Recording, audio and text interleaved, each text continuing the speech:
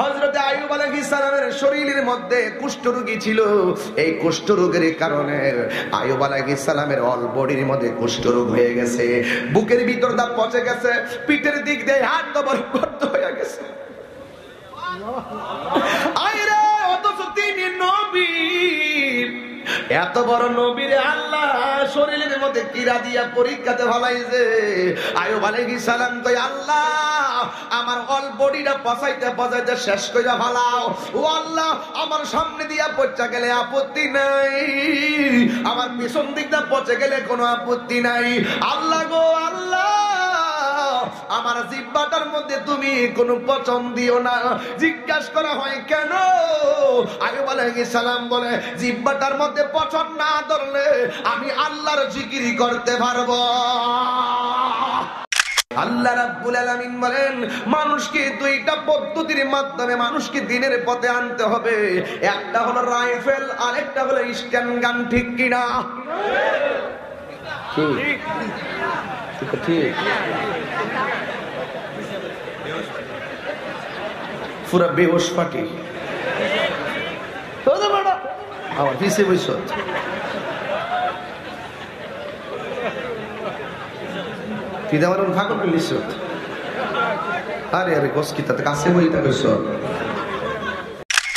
মুরগির রান থাকবে না, দেশি মুরগি। জর্দা কি বেশি না কম? কি বেশি করতে হবে? পর্দা। কোথায় থেকে আবিষ্কার করলাম, খেয়াল করছো তোমরা?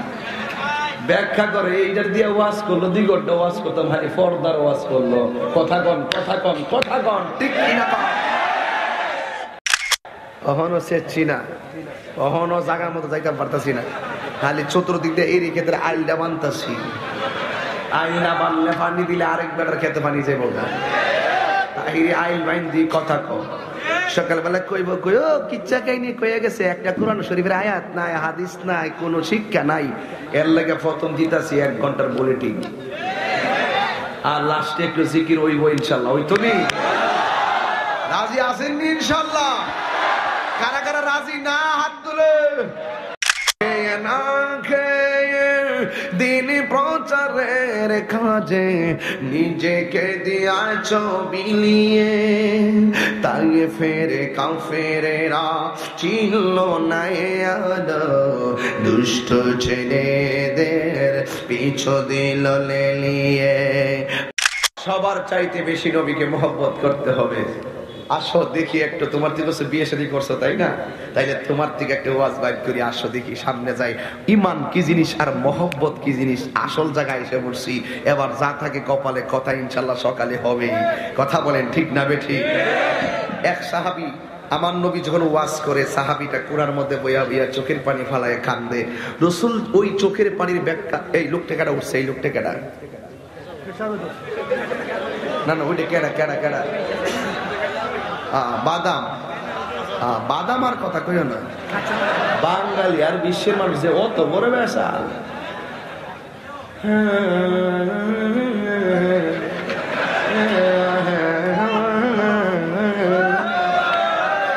আরে বাপরে বাপরে, বাঙালি যে কি না ধরে রে, এত সুন্দর কোরআন তেলাওয়াত করছি, ইন্ডিয়ানে ভাইরাল করতে না।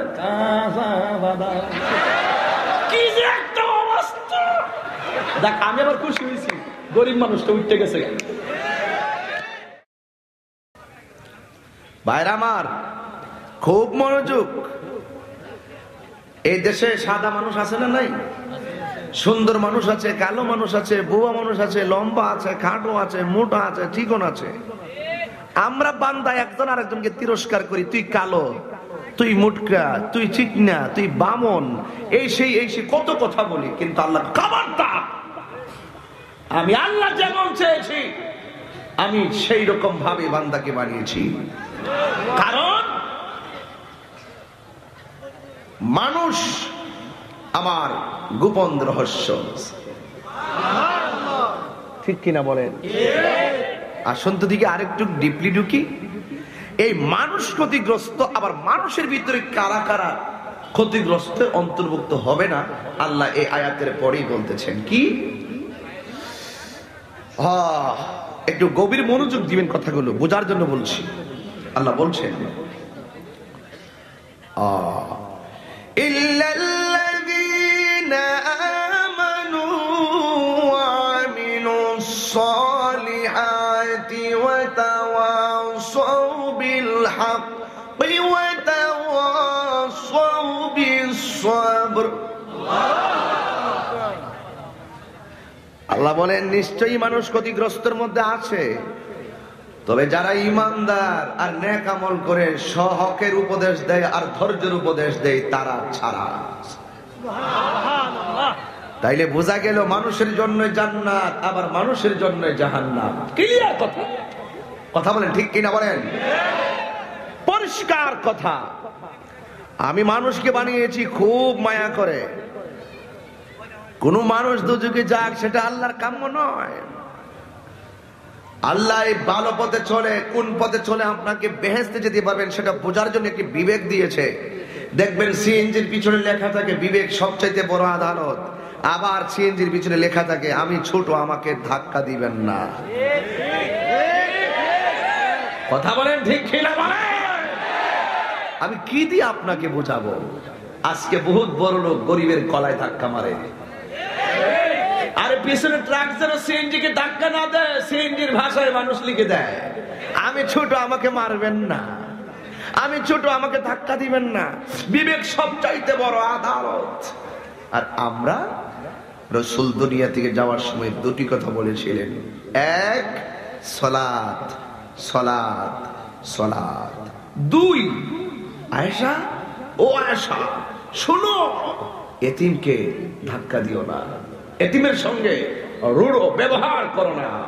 রাসূল চলে যাওয়ার সময় দুটি নসিহত করেছেন, এই নসিহত দুটির দাম কম না বেশি? আল্লাহু আকবার। কি দিয়ে আমি আপনাকে বুঝাবো? কি দিয়ে আমি আপনাকে বুঝাবো? আমি কে আর আপনি কে? আরে আমি তো আমার না, আপনি তো আপনার না। বলছেন মান লাহুল মাওলা ফালাহুল কুল।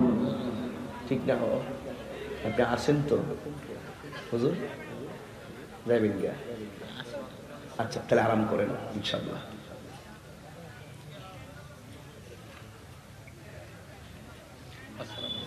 জি লাড়িতে বাড়ি দেন না,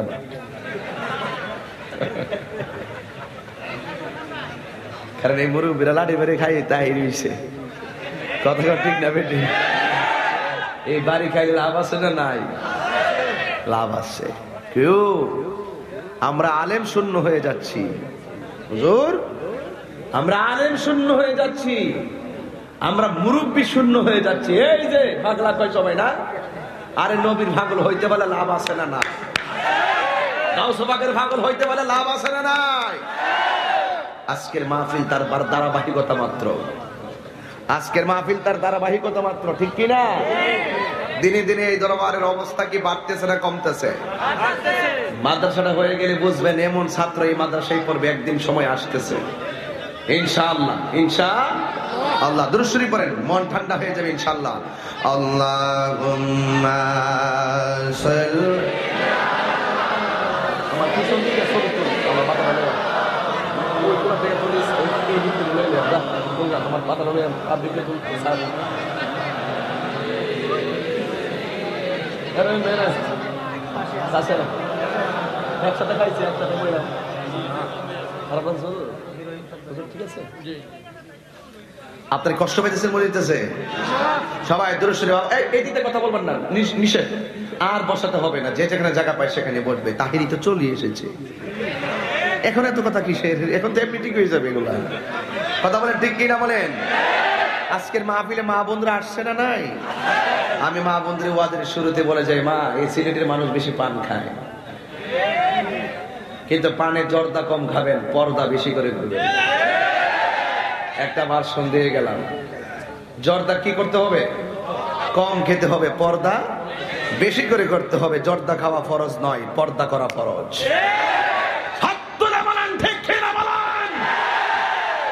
জর্দা না খেলে গুনাহ হবে না, পর্দা না করলে গুনাহ হবে। জর্দার হিসাব হাসরের মাঠে দিতে হবে না, পর্দা না করলে হিসাব দিতে হবে। হাত তুলে বলেন ঠিক কি না বলেন? আল্লাহ, আমি কি বোঝাতে পেরেছি নাকি বাড়িয়ে বলেছি? আল্লাহ কবুল করুন, আমিন কোন, আর যখন আমিন। এটা হলো 2022-এর, আল্লাহ কবুল করুন, আমিন। তাহলে মানুষ ক্ষতিগ্রস্তের মধ্যে আছে। নিশ্চয় যারা ঈমানদার এবং নেক আমল করে তারা ক্ষতিগ্রস্তের মধ্যে না। এই জন্য ভাইরা আমার, যদি লাভবান হতে চান তাহলে আমি যে কথাগুলো বলার চেষ্টা করব এই কথাগুলো মানার চেষ্টা করবেন। কারণ জানার নাম ঈমান নয়, মানার নাম ঈমান। বাস এই তো পরিষ্কার হয়ে যাচ্ছে, আস্তে আস্তে ক্লিয়ার হয়ে যাচ্ছে কথাগুলো আমার। গভীর মনোযোগ,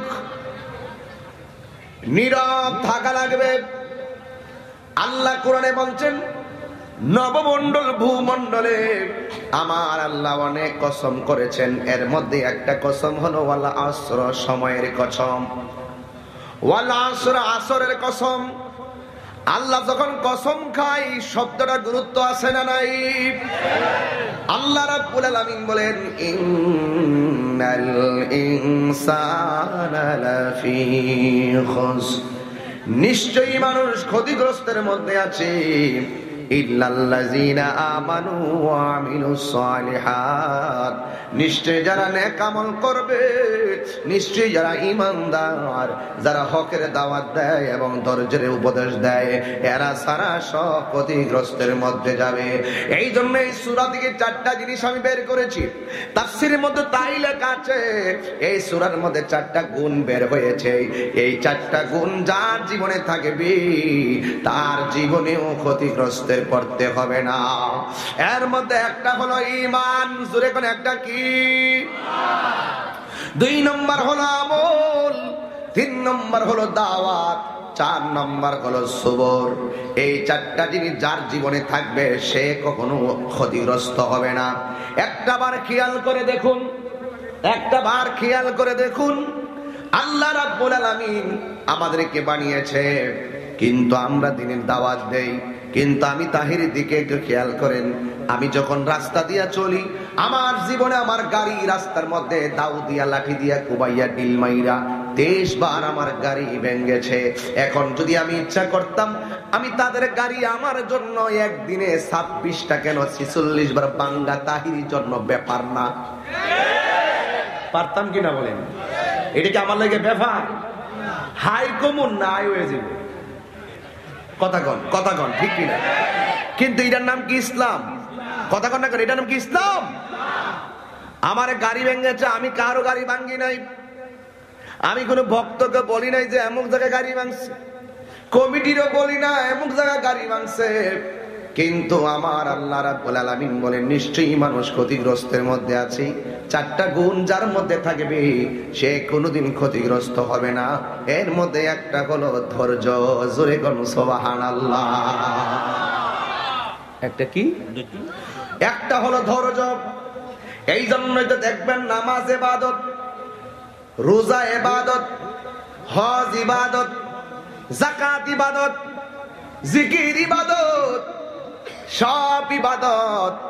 কিন্তু মনে রাখেন, আমার আল্লাহ বলেছেন হাসরের ময়দানে সর্বপ্রথম নামাজের হিসাব হবে। হাসরের ময়দানে সর্বপ্রথম নামাজের হিসাব হবে। কিন্তু আমার নবী, আপনার নবী বলেছেন, দুনিয়ার দিকে যাওয়ার সময় বলছেন, আয়েশা, ও আয়েশা, সালাত সালাত সালাত। মেরাজের মাসে কথা বলছি, এজন্য স্মরণ করতেছি। ও আয়েশা, সালাত সালাত সালাত। এমন একটা গুরুত্ব দিয়েছেন আমার নবী সালাতটাকে। আমার নবী বলেন, আমার আল্লাহ আফদালুল ইবাদাতুস সালাত, সর্বোত্তম ইবাদত হলো নামাজ। কিন্তু আমার আল্লাহ নামাজের কথা বলার আগে আমার আল্লাহ ওই যে সূরার মধ্যে বলছে সবাই ক্ষতিগ্রস্ত আছে। 4টা গুণ যার মধ্যে থাকবে সে কখনো ক্ষতিগ্রস্তে পড়বে না। এর মধ্যে লাস্টেরটা হলো সবর। সবর মানে হলো ধৈর্য। অথচ নামাজটা সর্বোত্তম ইবাদত। এই নামাজটার কথা আমার আল্লাহ কোরআনে বলার শুরুতেই আমার আল্লাহ নামাজটা পড়ার কথা বলার আগে ধৈর্যের কথা বলে দিয়েছে। ইয়া আইয়ুহাল্লাযীনা আমানুস্তাঈনু বিস-সাবরি ওয়াস-সালাহ ইন্নাল্লাহা মা'আস-সাবিরিন। তাহির কি গান গাওয়া লাগে? গান গাইতে হয়? এখন তাকায় দেখ, তেলাওয়াত করি ফুলাপান গুলো কোরআনের জজবায় পাগল হয়ে যায়। এই মাত্র 2টা ছেলেকে কোরআনের পাগড়ি পরিয়েছে, আমার পশম দাঁড়িয়ে গেছে। আমি ধন্য, আমি গর্ববোধ করি। কোরআনের ওই পাখির মাথায় আমি পাগড়ি পরিয়েছি, হুজুরকে নিয়ে পাগড়ি পরিয়েছি। আল্লাহর কসম, হাসরের মাঠে সবাই জান্নাতে যাবে, কিন্তু দুনিয়ার জমিনে বিল্ডিং এ যেমন সিঁড়ি আছে, লিফট আছে, সিঁড়ি দিয়েও 5 তলা উঠা যায়, লিফট দিয়েও উঠা যায়, সিঁড়ি দিয়ে উঠা কষ্ট, আর লিফট দিয়ে তাড়াতাড়ি উঠা যায়। হাসরের মাঠে লিফটের মতো রাস্তা দিয়ে কোরআনের হাফেজ গুলো জান্নাতে চলে যাবে। আমি আর চাইতে আপনাকে বেশি বোঝাতে পারবো না, আমি যতটুকু পারতেছি ততটুকু বলার চেষ্টা করছি। কোথায় আমরা বসছি, কেন মাদ্রাসা দরকার, কেন এটাকে ধরে রাখতে হবে, কারণটা কি? আমি সব কথা সব জায়গায় সবভাবে বলি না, কিন্তু মনে রাখবেন ধৈর্য। আল্লাহ রাব্বুল আলামিন বলেন,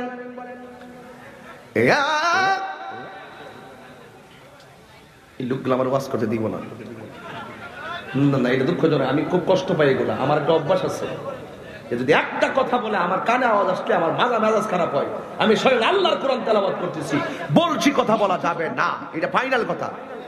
আপনারা কি আল্লাহকে ডাক দিতে প্রস্তুত আছেন? আমি কি আবার তেলাওয়াতটা করব? আমি যেইভাবে তাফসীর আকারে ওয়াজ করতেছি এদিকে আপনারা কষ্ট পাইতেছেন? চলবে না ইনশাআল্লাহ? তাহলে আমি আবার তেলাওয়াত করছি, আপনারা আল্লাহকে ডাক দেওয়ার জন্য প্রস্তুত থাকেন। ইয়া আইয়ুহাল্লাযীনা আমানু ইসতাঈনু বিস-সাবরি ওয়াস-সালাহ।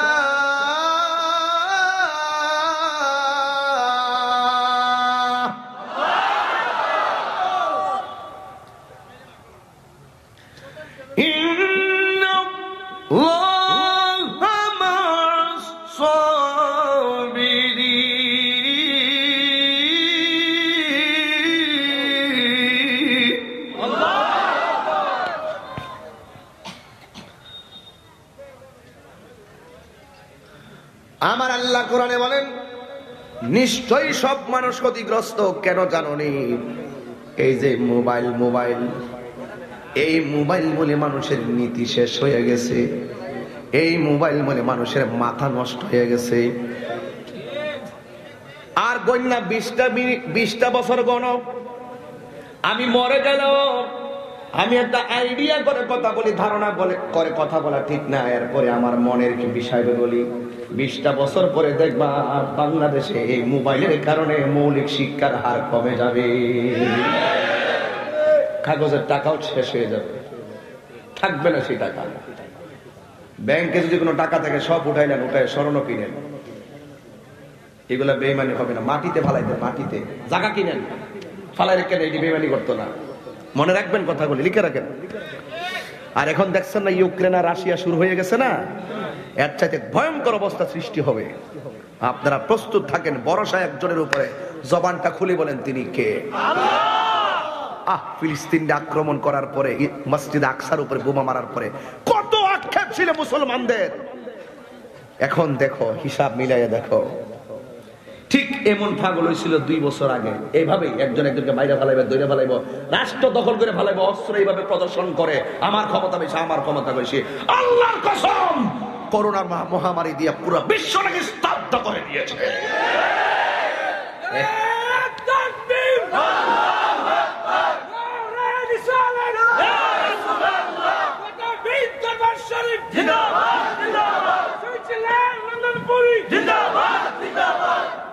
আল্লাহু আকবার, জোরে কর। এখন যা শুরু করছে আবার অস্ত্রর গোলা বারুদ, পাহাড় বাহাদুরি, করোনার চাইতে আরো বড় গজব আসতেছে।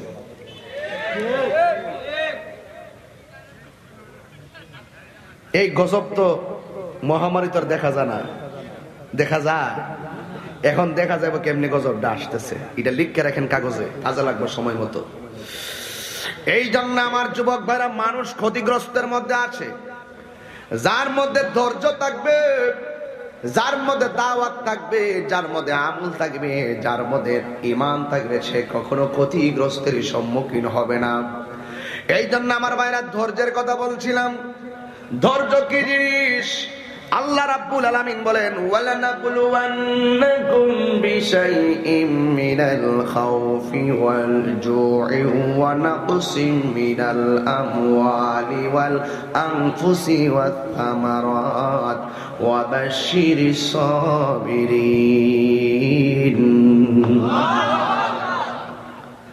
ওয়ালানাবলুওয়ান্নাকুম, আমি অবশ্যই তোমাদেরকে পরীক্ষা করব, ভয় দিয়া পরীক্ষা করব, ক্ষুধা দিয়ে পরীক্ষা করব, এবং নিজের জানের উপরে রোগ বিমার দিয়ে আমি আল্লাহ পরীক্ষা করব।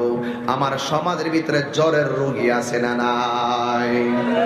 আমার নবী বলে কাহারও যদি জ্বর উঠে চিন্তা করিও না, কারণ এই জ্বরের মাধ্যমে আমার আল্লাহ সগীরা গুনাহগুলা মাফ করে দেয়। জ্বর জ্বর। আবার আমার নবী আরেক জায়গায় বলে কাহার যদি কলেরা হয়, ডায়রিয়া হয়, চিন্তা করো না, কলেরা কিংবা ডায়রিয়া হয়ে যদি লোকটা মারা যায়, আমার আল্লাহ তার মরণটাকে শহীদের খাতায় লিখে দিবে। আল্লাহু আকবার। সন্তান ভূমিষ্ঠ হওয়ার সময়, যদি ডেলিভারিতে সন্তান ভূমিষ্ঠ হওয়ার সময় মা মারা যায়, আমার আল্লাহ বলেন ওই মাটারে, আমার নবী বলেন ওই মায়ের মরণটাকে আমার আল্লাহ শহীদের খাতায় লিখে দিবে। এই জন্য আল্লাহ বলে আমি মানুষকে পরীক্ষা করব। যারা ইমানদার দুনিয়াতে তাদের পরীক্ষা বেশি, কারণ আর দুনিয়া সিজনুল মুমিনিন, দুনিয়াটা হলো মুমিনের জন্য জেলখানা। ও আমার বাবা জিরানি, ও প্রতাপী গাউসিয়া দরবারের বাবারা, জবানটা খুলে বলেন আল্লাহু আকবার। আমার নবী, আপনার নবী রহমাতুল লিল আলামিন, আমার আল্লাহ বিভিন্ন রোগ বিমার দিয়ে পরীক্ষা করবে। যদি তুমি আল্লাহর উপরে ভরসা রাখতে পারো, আমার আল্লাহ বলে ওয়া বাশশিরিস সাবিরিন, তাদের জন্যই হলো জান্নাতের শুভ সংবাদ। এই জন্যই তো জানের উপরে পরীক্ষা হলে কেমন ধৈর্য ধারণ করতে হবে। হযরত আইয়ুব আলাইহিস সালামের শরীরের মধ্যে কুষ্ঠরোগী ছিল। এই কুষ্ঠরোগের কারণে আইয়ুব আলাইহিস সালামের অল বডির মধ্যে কুষ্ঠরোগ হয়ে গেছে, বুকের ভিতর দা পচে গেছে, পিঠের দিক দিয়ে হাত দবর করতে হয়ে গেছে। আইরে অথচ তিনি নবী, এত বড় নবীর আল্লাহ শরীরের মধ্যে কিরা দিয়া পরীক্ষাতে ফলাইছে। আইয়ুব আলাইহিস সালাম কই আল্লাহ আমার অল বডিটা পচাইতে পচাইতে শেষ কইরা ফলাও। ও আল্লাহ আমার সামনে দিয়া পচা গেলে আপত্তি নাই, আমার পিছন দিকটা পচে গেলে কোনো আপত্তি নাই। আল্লাহ গো আল্লাহ, আমার জিহ্বাটার মধ্যে তুমি কোনো পচন দিও না। জিজ্ঞাসা করা হয় কেন? আইয়ুব আলাইহিস সালাম বলে জিহ্বাটার মধ্যে পচন না ধরলে আমি আল্লাহর জিকির করতে পারবো। আল্লাহু আকবার বলো। আল্লাহু আকবার। নারে রিসালাত ইয়া রাসূলুল্লাহ, আহলে সুন্নাত ওয়াল জামাত জিন্দাবাদ জিন্দাবাদ, মাসলাকে আলা হযরত জিন্দাবাদ জিন্দাবাদ। আল্লাহু আকবার বলেন। তার মানে বোঝা গেল রোগ বিমার হয়ে গেলে আল্লাহকে ভোলা যাবে না, বিপদে পড়লে আল্লাহকে ভোলা যাবে না। তাইলে আমরা যে যাই গাউসে পাকের দরবারে যাই, কি বলে যাই? আল্লাহরে বলি আল্লাহ আমরা পাপী মানুষ, তুমি যদি আপনার দোয়া কবুল না করো গো, তোমার মহান ওলি গাউসে পাকের উসিলায় তুমি আমাদের দোয়া কবুল করো, ঠিক কি না? গুনাহ হবে, গুনাহ হবে, উসিলা তোরা জায়েজ আছে না নাই? গাউসে পাক, আমি যদি আলোচনা শুরু করি গাউসে পাকের উপরে, বাপ রে বাপ, ইচ্ছে মতো কথা বলতে পারবো, কিন্তু গেলাম না। তবে বোঝাতে চেষ্টা করছি ধৈর্য। চারটা জিনিস যার মধ্যে থাকবে সে কখনো ক্ষতিগ্রস্ত হবে না। ধৈর্য লাগবে। কি লাগবে? ধৈর্য লাগবে। এই জন্য আমার আল্লাহ বলেন আমি তোমাদেরকে পরীক্ষা করব। আমার আল্লাহ পরীক্ষা করলেন ধৈর্য দিয়া, আমার আল্লাহ ভয় দিয়া পরীক্ষা করবেন, আমার আল্লাহ সম্পদ দিয়া পরীক্ষা করবেন। ওয়ানাকসিম মিনাল আমওয়াল, আবার সম্পদের নুকসান দিয়ে আমার আল্লাহ পরীক্ষা করবেন। যদি সব পরীক্ষা আল্লাহর উপরে ভরসা করতে পারো, আল্লাহ ভালো রাখার মালিক তুমি, মন্দ রাখার মালিক তুমি, সুখের মালিক তুমি, দুঃখের মালিক তুমি। আমার আল্লাহ রাব্বুল আলামিন বলেন ওয়া বাশশিরিস সাবিরিন, ধৈর্যশীলদের জন্য জান্নাতের শুভ সংবাদ দিয়েছে কে? ওই আমার আশিকিন যাকিরিন মুহিবিন বাবাজিরা।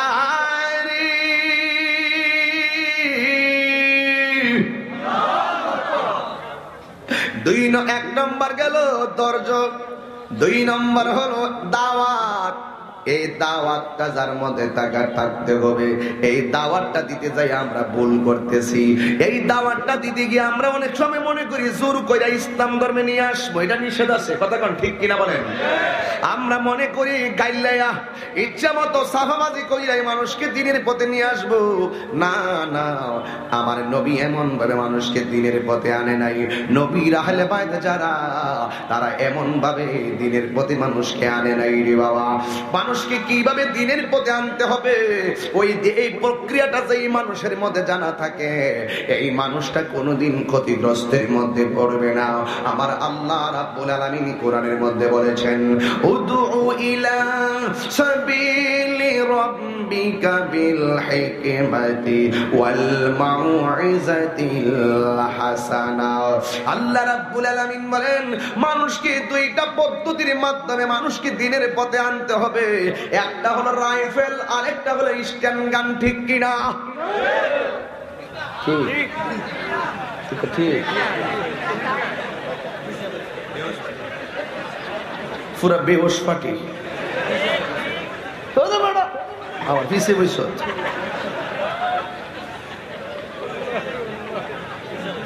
পিতামার ফাঁকর পেলিস।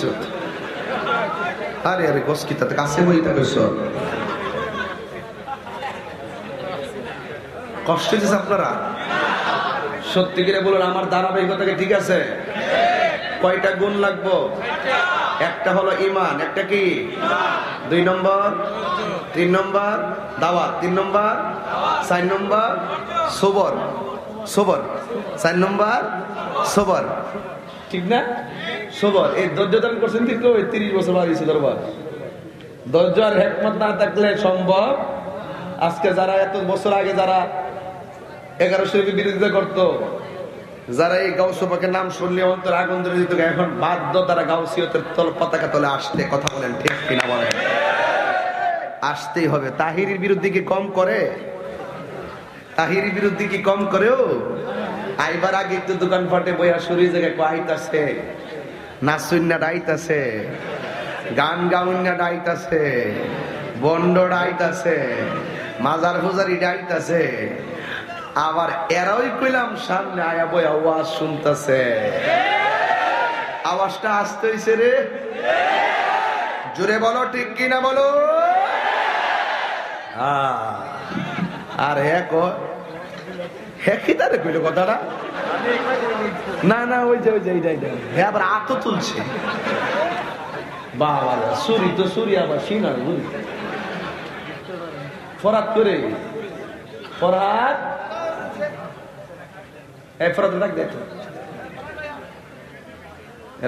বহুত কষ্ট করছে ওয়াজ শুনতো। শাহিদাররা কলম খাইতারে না, এর লাগে আগে খাইলে অন লাগে, ঠিক না? সামনে বয়কট রাইফেল আর স্ট্যান্ড গান বলে এতে পুরো জঙ্গি দিয়ে মামলা দিয়ে দরকার। ইসলাম কি মারামারির ধর্ম, কাটাকাটির ধর্ম, গোলাগুলির ধর্ম, সন্ত্রাসী ধর্ম? ইসলাম কিসের ধর্ম? আরো বড় করে বলে কিসের ধর্ম? পরিষ্কার হয়ে গেছে। বসো, তুমি টেনশন করো না, একবার চুপচাপ বসো। আঙ্গুল কিন্তু ব্যথা হয়েছে। তারা অনেক আদর করি, আমি মহব্বত করি। এই বাড়ির সাথে আমার একটা সম্পর্ক আছে, ইমানি সম্পর্ক। কথা বলুন। আমি গতবার এসেছি, আবার এবার আসাতে আপনার কি বেজার হইছেন? প্রতি বছর আইলে কি আপনার দরজা বন্ধ করে দিবেন? আচ্ছা ঠিক আছে। মুরগির রান থাকবে না? দেশি মুরগি। জর্দা কি বেশি না কম? কি বেশি করতে হবে? পর্দা। কোথায় থেকে আবিষ্কার করলাম, খেয়াল করছো তোমরা? ব্যাখ্যা করে এইটার দিয়ে ওয়াজ করলো, 2 ঘন্টা ওয়াজ করতাম, ভাই পর্দার ওয়াজ করলো। কথা কন কথা কন কথা কন, ঠিক কিনা? কখনো চেচ্ছি না, কখনো জায়গার মতো যাইতে পারতাছি না, খালি চতুর্দিক দিয়ে এই ক্ষেত্রে আইলটা বানতাছি। আইল না বানলে পানি দিলে আরেক বেটার খেতে পানি যাইব না, আইল বাইন দি কথা কম। সকালবেলা কইব কই ও কিচ্ছা কাহিনী কয়ে গেছে, একটা কোরআন শরীফের আয়াত নাই, হাদিস নাই, কোনো শিক্ষা নাই। এর লাগে প্রথম দিতাছি 1 ঘন্টার বুলেটিন, আর লাস্টে একটু জিকির হইব ইনশাল্লাহ। ওই তুমি রাজি আছেন ইনশাল্লাহ? কারা কারা রাজি না হাত তুলে, হাত তুলছে। কারা কারা রাজি আছেন হাত তুলেন তো দেখি। স্লোগান দেন।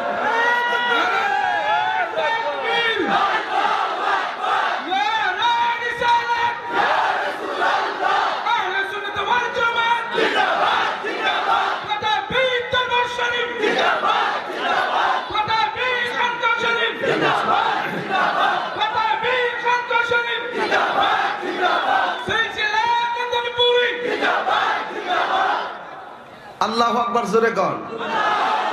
আপনারা আমার প্রতি কোনো রাগ নাই তো ইনশাআল্লাহ? কয়টা জিনিস থাকলে মানুষ ক্ষতিগ্রস্ত যাবে না? 1 নম্বর কথা কন, 1 নম্বর, 2 নম্বর ফান বলি।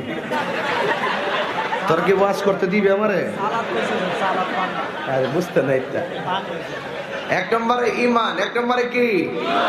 2 নম্বরে আমল, 2 নম্বরে ফান। এমন বেত্তুমিস ফুলা, সাবধান ফুলাবান। আমার দ্বারা এত মহব্বত করস রে, উল্টা পাল্টা কথা কইও তাহিরি মন জয় করস না। আর আমিও খুব খেয়াল রাখি তোমরা কে কিতা কও। তবে একটা কথা, ধৈর্যের দরকার আছে না নাই? ধৈর্যশীলদের সাথে আল্লাহ আছে না নাই? আজকে যে রাত্রে 1টার সময় 12টার সময় বসে হয়েছেন, এটা কি ধৈর্য না? এটার কথাই বলা হয়েছে, কথা কন ঠিক কিনা? ধৈর্যটা কি হুজুর? গতকাল এই সময় শুয়া শুয়া আমরা ফেসবুক চালাইছি, আজকে এই টাইমে আমরা ফেসবুকে লাথি মারছি। কোরআনের প্রেম আমাদের হৃদয়ের ভিতরে ধারণ করেছি, কথা বলেন ঠিক কিনা? এই জন্য বাবা, 2টা পদ্ধতির মাধ্যমে মানুষকে দ্বীনের পথে ডাকতে হবে। আল্লাহ রাব্বুল আলামিন কোরআনে বলেছেন, উদউ ইলা সাবিলি রাব্বিকা বিল হিকমাতি ওয়াল মাউইজাতিল হাসানা। আল্লাহ রাব্বুল আলামিন বলেন, মানুষকে 2টা পদ্ধতির মাধ্যমে দ্বীনের পথে আনতে হবে। একটা হলো হিকমত, আর একটা হলো সুন্দর কথা। একটা হলো হিকমত, আর একটা হলো সুন্দর ব্যবহার। এই 2টা জিনিসের মাধ্যমে যে কোনো মানুষের বুঝাইয়া দিন বুঝাইতে পারবা। আর লা ইকরাহা ফিদ্দিন, ধর্মের মধ্যে কোনো জোর জবরদস্তি নাই, কথা বলেন ঠিক কিনা? আমার প্রায় মাহফিল, পাগলা সাহেব, আমার প্রায় মাহফিলের মধ্যে হিন্দুরা আসে। প্রায় মাহফিলে আসে না? প্রায় মাহফিলে হিন্দুরা আসে। এটার নাম হলো সাম্প্রদায়িক সম্প্রীতির বাংলাদেশ। হিন্দু যেই বাজারে বাজার করবে, মুসলমান সেই বাজারে বাজার করবে। হিন্দু যে ঘাটের মধ্যে গোসল করবে, মুসলমান সেই ঘাটে বর্ষি দিয়ে মাছ ধরে। হিন্দু তাদের উৎসব পালন করে, মুসলমান তাদের ধর্মীয় উৎসব পালন করে। হিন্দু মন্দিরে গিয়ে পূজা করে, মুসলমান মসজিদে গিয়ে আল্লাহর ইবাদত করে। কেউ কাউকে কোনো আঘাত করে না। আর এই আমার ইসলাম ধর্ম এমন একটা ধর্ম, মন্দির ভেঙে মসজিদ বানাইবার পারমিশন দেয় না, ঠিক কিনা বলেন? আমি দেখেছি যত কান্ট্রি বলেন, একমাত্র বাংলাদেশটার ভিতরেই সাম্প্রদায়িক সম্প্রীতিতে বড় চমৎকার, কথা বলেন ঠিক কিনা বলেন? তো আপনি দেখেন, একটা জিনিস খেয়াল করেন, আমার বাংলাদেশটা কত চমৎকার। এই চমৎকার এই বাংলাদেশের ভিতরে যার যার ধর্মীয় উৎসব পালন করতেছে, এতে কোনো সমস্যা হচ্ছে ভাই? 32টা দাঁতের ভিতরে জিহ্বাটা যেমন নিরাপদ, দেখেন 32টা দাঁত, কামড় দিলে কি হান্ডা উঠবো না? কামড় দিলে দাঁত বসতো না? এই যে জিহ্বাটা দাঁতের ভাগ দিয়ে লড়তাছে, লাগাইতেছেন, কিন্তু জিহ্বাটা ঠিক সেফ থাকতেছে। 32টা দাঁতের ভিতরে জিহ্বাটা যেমন নিরাপদ, আমার দেশের বাংলাদেশের সংখ্যালঘু ভিন্ন ধর্মের মানুষরা তার চাইতে আরো বেশি নিরাপদ। এই জন্য ভারতে যখন মুসলমানরা আঘাত করে, তখন আমরা সহ্য করতে পারি না। আমার বাংলাদেশে যদি এমন সুন্দর নিরাপত্তা দিতে পারে, আপনারা কেন পারবেন না? কথা বলেন ঠিক কিনা বলেন? তবে এই সাম্প্রদায়িক সম্প্রীতিকে বিনষ্ট করার জন্য বহুত উগ্রপন্থী প্রত্যেক দেশেই আছে। এটা বাংলাদেশেও আছে, এটা ভারতের মধ্যে আছে। সাম্প্রদায়িক সম্প্রীতিকে বিনষ্ট করতে চাই, আছে না নাই বলেন? আপনারা কয়েকদিন আগে দেখেছেন ভারতের মধ্যে একটা মেয়ে যখন হিজাব পরেছিল, তখন কয়েকটা উগ্রপন্থী যাইয়া, উগ্রপন্থী এগুলো দেশের শত্রু, এগুলো এই দেশের শত্রু। বাংলাদেশে যারা উগ্র এরা এই দেশের শত্রু। প্রত্যেক দেশে একটা উগ্রপন্থী আছে, অস্ত্রতা তৈরি করতে চায়। ওই এই মেয়েটা যখন হিজাব পরে স্কুলে গেছে, তারা কয়েকটা ছেলে আইসা ওই মেয়েটার সামনে, মুসলমান মেয়েটার নাম হলো মুস্কান, ওই মুস্কানের সামনে আইসা বলতেছে জয় শ্রীরাম, জয় শ্রীরাম। এই কথা বলে বলে যখন স্লোগান দেয়, আমার বোন মুস্কান তখন এই এতগুলা ছেলের প্রতিবাদ কোন অস্ত্র দিয়ে করে নাই। তিনি বলেছেন আল্লাহু আকবার, আল্লাহু আকবার, হাত ধরে বলেন ঠিক কি না বলেন?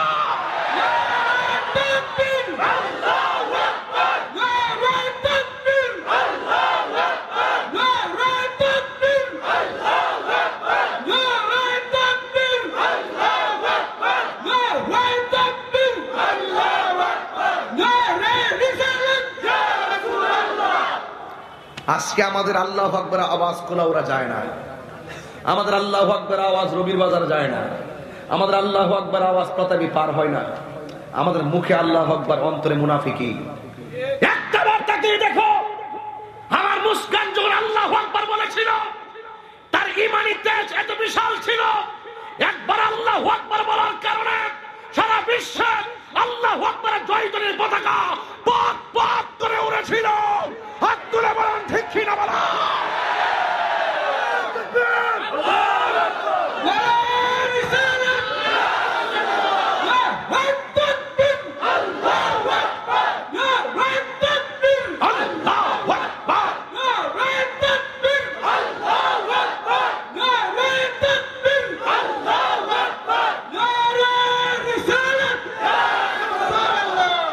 আমি কি আপনাদেরকে বোঝাতে কি অসুবিধা হচ্ছে?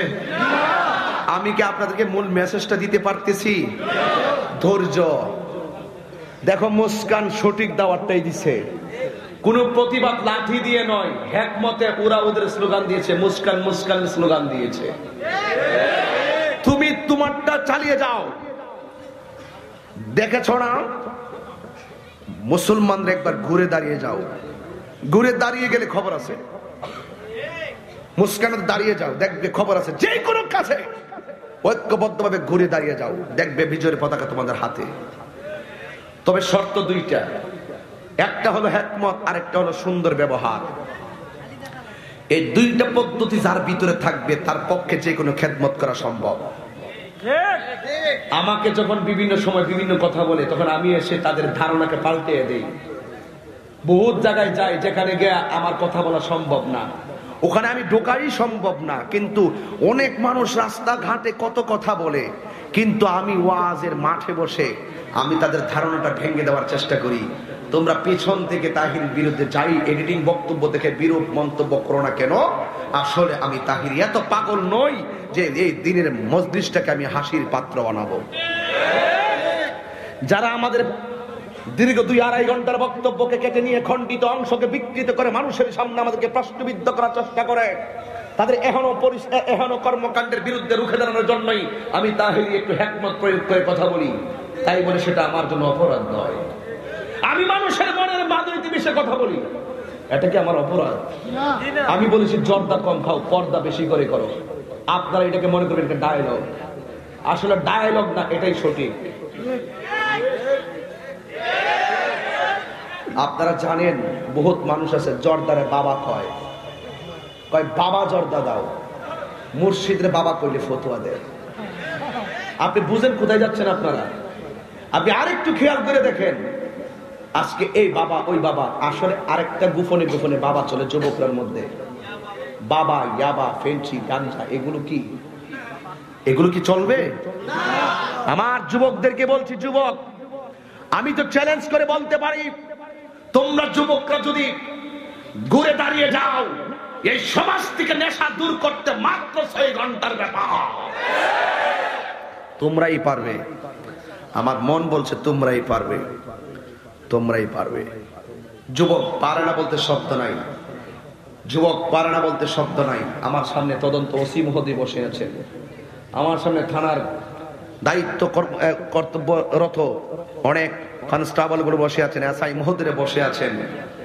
আমি নিশ্চয়ই আমাদের কথাগুলো মনিটরিং হয়, কিন্তু আমি যে কথাগুলো বলার চেষ্টা করতেছি, যুবক, দাওয়াত দিতে হবে দুইটা পদ্ধতিতে। একটা হলো সুন্দর ব্যবহার। তোমাকে কেউ গালি দিয়েছে, তুমি বলে দাও আসসালামু আলাইকুম।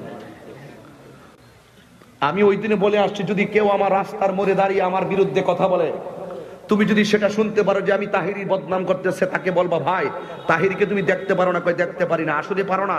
তাই পারো না, তাদের সামনে বদনাম কেন করতেছো? তাহিরিকে কালার করার জন্য একটা কাজ করো ভাই, আমি একটা রিক্সা নিলাম, ভ্যান গাড়ি নিয়ে মাইক ঠিক করে দিলাম, তুমি মাইক দিয়ে ঘুরে ঘুরে তাহিরি বদনাম গাইলে আরো মানুষ শুনতে পারবে, নাও নিয়ে যাও। আর কি ব্যবস্থা করে দিব? একটি কথা মনে রেখো, তাহিরিকে যারা নিন্দা করে তাদেরকে নিয়ে ভাবনা তাহিরির নেই। তাহিরিকে যারা মহব্বত করে তাহিরি তাদেরকে নিয়ে ব্যস্ত আছে। তুমি মনে করো তুমি যার বিরুদ্ধে কথা বলছো তুমি আসামি হয়ে যাচ্ছ। আসো যুবক, তুমি বিয়ে করেছো, তুমি একটা বিল্ডিং করেছো, একটা বিল্ডিং সুন্দর বানিয়েছো, আমি তোমাকে বলে দিচ্ছি, শুনো, বিল্ডিং এ 5টা রুম আছে, সবাইকে নিয়ে মিটিং করো। মিটিং করার পর তোমার বউ আছে, তাকে বসাও। তোমার ভাইয়ের বউ আছে, বসাও। তোমার মা আছে, বসাও। বসায় কে কোন রুমটা নিবে যাচাই বাছাই করবা। বাঘের মতো দাঁড়িয়ে যাও। এই বিল্ডিং এর সবচাইতে চমৎকার টাইলস এবং টয়লেট ওয়ালা রুমটাই হবে আমার মা দুঃখিনী। ঠিক কিনা বলেন? পারবে তুমি কথাগুলো বলতে? হ্যাঁ পারবে, অবশ্যই তুমি পারবে। তুমি মানুষ, তুমি সুসন্তান, তোমাকে পারতে হবে। আজকে মা থাকে টিনের ঘরের মধ্যে, ভাঙ্গা ঘরে, তুমি থাকো বিল্ডিং এর ভিতরে।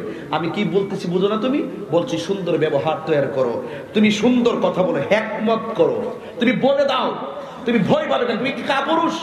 তুমি ভয় পাবে কেন? বলে দাও আমার বিল্ডিং এর সবচেয়ে দামি যে রুমটা, টাইলস ওয়ালা রুমটা, সেটা আমার মা থাকবে। পারবে বলতে? যদি আজকে থেকে বাড়িতে যদি সেই মা যদি টিনের ঘরে থাকে, আগামীকাল থেকে ওই মাটাকে সুন্দর রুমটা দিয়ে দাও। ফাইনাল কথা বলছি, যাও দিয়ে দাও। তাহলে তুমি মনে রেখো, তোমার মাকে তুমি দিয়ে দিয়েছো দুনিয়ার সুন্দর রুমটা, আল্লাহ তোমার জন্য জান্নাতের একটি রুম দিয়ে দিবে। আপনি বুঝেন না তো, আসল দোয়া তো এখানে। আমি তাহিরে আমার মায়ের পায়ে ধরে বের হয়, গভীর রজনীতে গেলে মাকে টুকা দিয়ে এইভাবে সজাগ করে আম্মা দেখে খুশি হয়, তারপরে ঘুমায়। অনুরোধ করে বলছি, যা বলছি হৃদয় থেকে বলছি, কথাটাকে উড়িয়ে ফেলে দিবেন না। মাকে ভালোবাসুন। আসুন, কয়টা পদ্ধতি বলেছি? দুইটা। কয়টা? একটা হলো সুন্দর কথা, আর একটা হলো হিকমত। আসুন তো দেখি একটু নবীজি জিন্দেগি দিয়ে তাকাই। নবীজি এমন একজন সাহাবীকে নিয়ে রাসূল দাঁড়িয়ে আছে, যে সাহাবীটা রাস্তা দিয়ে হাঁটলে ওই রাস্তা দিয়ে শয়তান কিয়ামত পর্যন্ত যাবে না। এটা কি আবু বকর? মৌলা আলী? হযরত ওসমান যুন্নুরাইন রাদিয়াল্লাহু আনহু? না, তিনি হলো উমর। আমার অনেকে বলে হুজুর রাগ করেন কেন? আরে বেটা, আমাদের অন্তরের মধ্যে উমরের জজবা, এই জন্য আমি নরম কথা বলতে পারি না, শক্ত কথা বলি। সেই উমর, সেই উমর, এই উমর, সেই উমর, যেই উমর খলিফাতুল মুসলিমিন, আমিরুল মুমিনিন, অর্ধ জাহানের খলিফা ছিল, অর্ধ জাহানের, অর্ধ পৃথিবীর খলিফা ছিল। যিনি খলিফা হওয়ার পর রাত্রিবেলা ঘুমাতেন না, বাড়ি ঘরের পাশ দিয়ে তিনি হাঁটতেন, হেঁটে হেঁটে দেখতেন কোন ঘরে পেটের ক্ষুধায় কান্না করছে কিনা, তিনি তাদের ক্ষুধা দূর করে দিতেন। এই উমর সেই উমর, যেই উমর হাতের মধ্যে তলোয়ার নিয়ে রাসূলকে মারতে গিয়েছে। এই কোরআন শুনে নবীর চেহারা মোবারক দেখে কালিমা পড়ে মুসলমান হয়ে গেছে। আরে এই উমর তো সেই উমর যার ব্যাপারে আমার রাসূল বলছেন, আমার পরে যদি পৃথিবীতে কোনো নবী আসতো, সেই নবীটা হযরতে উমর হইতো। সেই উমর রাদিয়াল্লাহু তাআলা আনহু আর আমার নবী দাঁড়িয়ে আছেন। হুট করে একটা ইহুদির কাছে আমার নবী দ্বীনের দাওয়াত দিচ্ছেন। এই ছেলের কথা বলবো না, এই কি হইছে তোমার? গভীর মনোযোগ, নীরব থাকা লাগবে। আমার নবী, আপনার নবী উমর রাদিয়াল্লাহু তাআলা আনহুকে সাথে নিয়ে ইহুদির সামনে গিয়ে ইহুদিরে দাওয়াত দিলেন। ইহুদি বলে তোমার কাম তুমি করো, আমার কাম আমি করব, জীবন দিয়ে দিব, কিন্তু বাপ দাদার ধর্মের উপরে চুনকালি মাখবো না।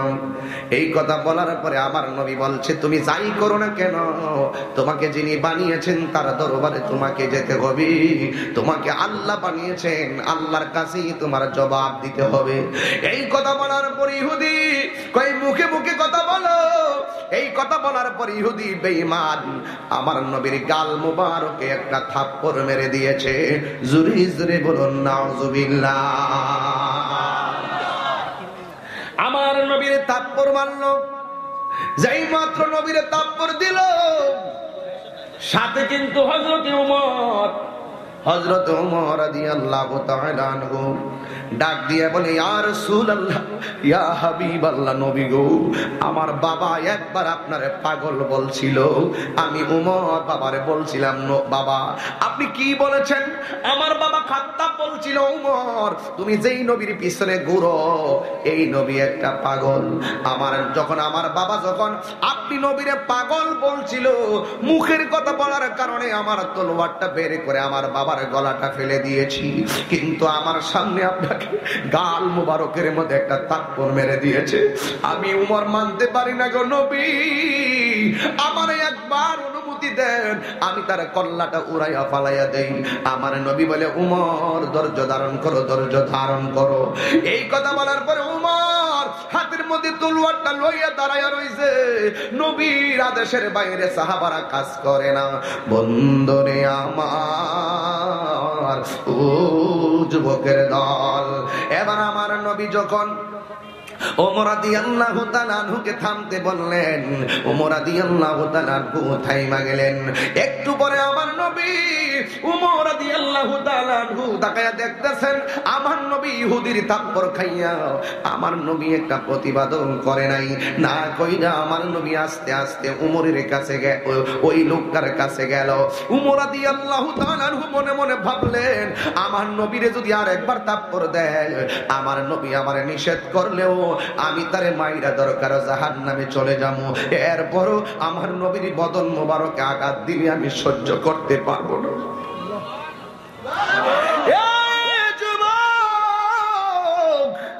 এবার আমার নবী ইহুদির কাছে গেছে, ইহুদির কাছে যাইয়া বলে হে আল্লাহর বান্দা, তুমি আমার থাপ্পড় দিয়েছো, আমার গালের মধ্যে দাগ বসিয়ে দিয়েছো কেন? আল্লাহর ইবাদত করার কথা বলছি এই জন্য। ঠিক আছে তোমার হাতটা দাও। ওমর রাদিয়াল্লাহু তাআলা আনহু তলোয়ারটা নিয়ে দাঁড়ায় রইছে। আমার নবী ইহুদির হাতটারে ধরলেন, ইহুদির হাতটারে ধইরা আমার নবী ডাক দিয়ে কয় হে আল্লাহর বান্দা, দিন গ্রহণ করো আর না করো, তবে তুমি যে আমার থাপ্পড় দিয়েছো আমি নবী জানতাম চাই তোমার হাতের মধ্যে কোনো ব্যথা পাইছো নি? আর জোরে জোরে কোন আল্লাহু আকবার। খেয়ে না খেয়ে দিন প্রচারের কাজে নিজেকে দিয়াছ বিলিয়ে, তাই ফেরে কাফেরেরা চিনল না আলো, দুষ্ট ছেলেদের পিছু দিল লেলিয়ে, পাথরের আঘাতে কত বিক্ষত হয়ে সারা শরীর থেকে রক্ত ঝরে। হে রাসূল তোমাকে ভুলে আমি কেমন করে, হাজারো ব্যথা বেদনার পড়ে ফিরে আসনি তুমি আপন ঘরে, দিনের আলো তুমি ছড়িয়ে দিতে চলে গেছো মদিনায় মক্কা ছেড়ে। হে রাসূল তোমাকে ভুলে আমি কেমন করে, হে রাসূল তোমাকে ভুলে আমি কেমন করে, হেরার গুহায় তোমারই আসমান থেকে নামে আল কোরআন, হেরার গুহায় তোমারই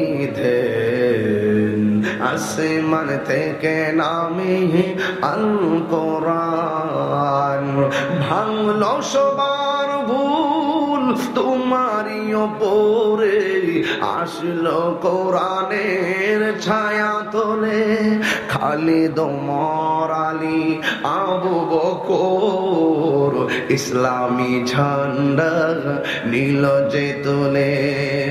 আল আমিন তুমি ছিলে চিরদিন সকল মানুষের তরে, হে রাসূল তোমাকে ভুলি আমি কেমন করে, হাজারো ব্যথা বেদনার পড়ে, ফিরে আসনি তুমি আপন ঘরে, দিনের আলো তুমি ছড়িয়ে দিতে, চলে গেছো মদিনায় মক্কা ছেড়ে, হে রাসূল তোমাকে ভুলে আমি কেমন করে, হে রাসূল তোমাকে ভুলি আমি কেমন করে।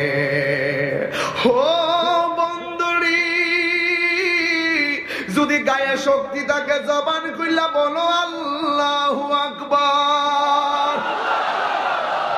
হায় হায় হায় হায়, আমার নবী তার ডাক দিয়া কই, আল্লাহর বান্দা আপনি যে আমারে মারছেন আপনার হাতের মধ্যে ব্যথা লাগছেনি গো। ইহুদিটা ডাক দিয়া কয়, এ কেমন নবী রে, নিজের গালের তাপ্পরের ব্যথার চিন্তা না কইরা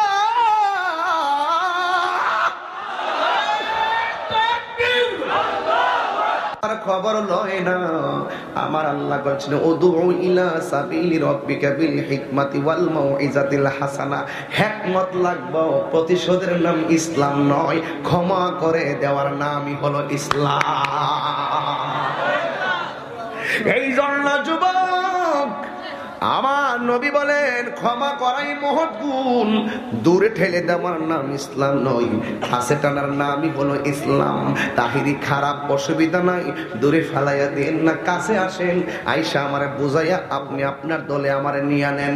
দূরে ঠেলে দিলে তো আমি বোঝার কোনো সুযোগ নাই, হয়তো আমারে বুঝাইয়া আপনাদের দলে নিয়ে নেন, নাইলে আপনারা বুঝে আমাদের দলে আসেন। ইসলাম মানে দূরে ঠেলার নাম নয়, কাছে আসেন, দূরত্ব কমে যাবে। কথা বলেন ঠিক কিনা? এই জন্য আমার নবী কই, আপনি ব্যথা পাইছেন নি?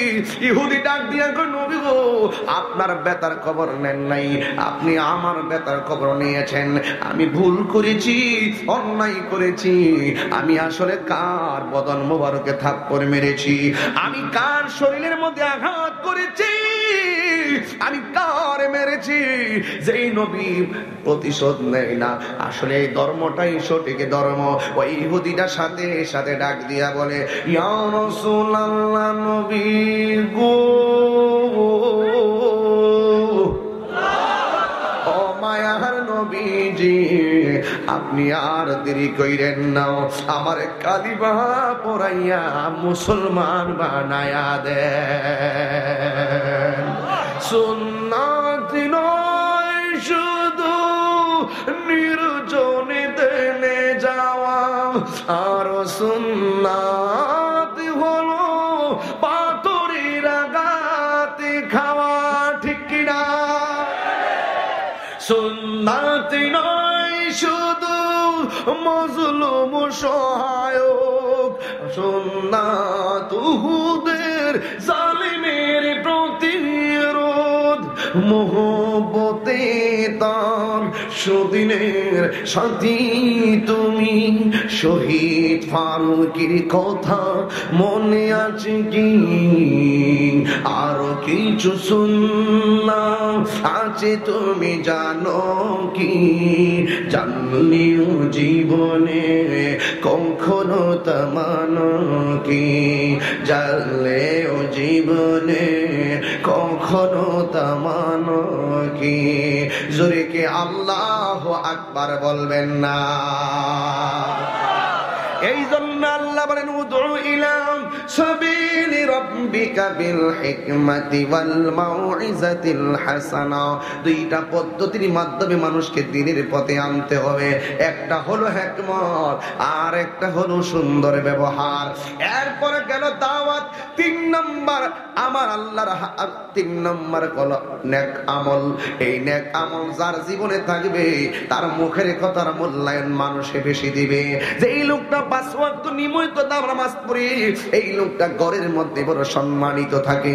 এই জন্য যুবক ভাইরা আমার আল্লাহ রাব্বুল আলামিন কোরআনের মধ্যে বলেছেন, ওয়া বাশশিরিল্লাযীনা আমানু ওয়া আমিলুস সালিহাতি আন্না লাহুম জান্নাতিন তাজরি মিন তাহতিহাল আনহার। আল্লাহ রাব্বুল আলামিন বলেন, জান্নাতের শুভ সংবাদ ওই সমস্ত মানুষের জন্য যারা নেক আমল করে আর ঈমানদার। আর আমি আল্লাহ রাব্বুল আলামিন ওই সমস্ত বান্দাদেরকে জান্নাত দিয়ে দিব যারা ঈমানদার এবং নেক আমল করে। এই জন্য 2 নম্বর স্টেপ ছিল ঈমানের পরে আমল। এই আমলটা আপনার জীবনে থাকা লাগবে। বন্ধুরে, এখন যদি আমি তাহিরি মারা যাই, আমার কবরের ভিতরে দিয়া দিবি। কবরে দেওয়ার পরে আমার কবরে আপন কেউ হবে না। আমার প্রায় সময় মানুষ বলে, ও তাহিরি হুজুর, 2টা নাই 3টা নাই হাজার হাজার মানুষ আপনার মাহফিলে আসে, কেমন অনুভূতি? আমার কাছে কোনো ধরনের ফিলিংস লাগে না। কেন জানেননি? এই মুহূর্তে যদি আমি মারা যাই, ফেসবুকের মধ্যে স্ট্যাটাস দিয়া বাসায়া ফেলাইব। আমি যদি মারা যাই, দৌড়াইয়া আমার বাড়িতে জানাজায় যাবে। কিন্তু একটা মানুষ আমার কবরে আপন হওয়ার কোনো সুযোগ নাই। কথা বলেন ঠিক কিনা? এই জন্য 2 নম্বর হলো আমল। যদি আপনি আমল করে কবরে যান, ওই কবরে যাওয়ার পরে আপনি ডান দিকে ফিরবেন রে বাবা, ফিরা দেখবেন এত সুন্দর একটা নূরের আলো ঝলমল করে জ্বলতেছে। আপনি জিজ্ঞাসা করবেন, কে তুমি? এত সুন্দর আলো তুমি কবরে দিতেছো, তুমি কেডা গো? আর ঈমানদার রে ওই আলোটা জবাব দিবে এইভাবে, তুমি আমারে চিনো না, আমি দুনিয়ার কেউ না, আমি দুনিয়ার চাঁদের আলো কিংবা সূর্যের আলো নয়। তুমি সারা জীবন যেই নেক আমল করেছো, এই আমলগুলোকে আমার আল্লাহ আলো বানাইয়া তোমার কবরে ঢুকাইয়া দিছি। এরপরে বান্দা ডান কাত থেকে বাম কাতে যাবি, যাওয়ার পরে দেখবে আর একটা নূরের আলো ঝলমল ঝলমল করতেছি। এবার ওই মানুষটা জিজ্ঞাসা করবে, আলো রে, ও আলো, আমার ডানে মাটি, আমার বামে মাটি, আমার সামনে মাটি, আমার পিছনে মাটি, আমার উপরে মাটি, নিচে মাটি, তুমি কি করে আমার কবরে ঢুকলা? তুমি কিসের আলো হয়ে আমার কবরে আলো দিতেছো?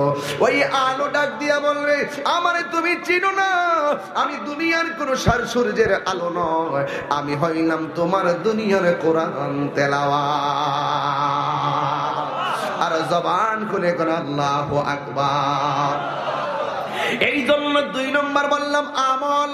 3 নম্বর গেল, একটা ছিল ঈমান, আর একটা ছিল আমল, আর একটা ছিল দাওয়াত, আর একটা ছিল সবর। আমি এখন ওয়াজের মূল জায়গার মধ্যে চলে আসলাম। ওই মূল জায়গাটা হলো ঈমান। যার ঈমান নাই তার আমলের কোনো দাম নাই। কথা বলেন ঠিক কিনা? এই জন্য যুবক, ঈমান কি জিনিস? ঈমান কিন্তু কোলাউরা বাজারে কিনতে পাওয়া যায় না। ঈমান কিন্তু দেখা যায় না। ঈমান হলো খোদাই একটা রহমতের নাম। কথা বলেন ঠিক কিনা? যার নসিব ভালো তার ঈমান তাজা থাকে। ঈমান আর আকীদা এক জিনিস না। ঈমান এবং আকীদা এক জিনিস না। আমার নবী বলে, আল আকীদাতু হিয়া যাবিহাতুল ঈমান। আকীদা হলো ঈমানের খুঁটি। যারা আকীদা মজবুত থাকে, বাতিল কখনো তাকে বেঈমান বানাইতে পারে না। ঠিক কিনা? এই জন্যই তো যুবক, আমাদের ঈমান আসেনি, কথা বল, আর জন আসেনি, এই যে ঈমান আছে। ও চার্জ আছে 12%, রাত্র বাজে 3টা। একটা দিক গেলেন মোবাইলটা, আরে কইতাছি আর কি, তুইও বুঝোস না। আমি কে আজকে এখন সময় কথা বলতেছি, মোবাইল টিপতেছে, চার্জ হইলো 12%, রাত্র বাজে 3:30। আর 12% শেষ করে থাকবে একটু ঘুমামো না, আজানটা দোক দিয়ে ফের ঘুমামো শ্বাস মাস দিয়া। হ্যাঁ, ইমান দেখেন কই গেছে মোবাইলের ভিতরে একবার এমনি দিয়া, আর এই দিক দিয়া, হ্যাঁ এদিক দিয়া ফজরের নামাজ আজানটা দিতেছে।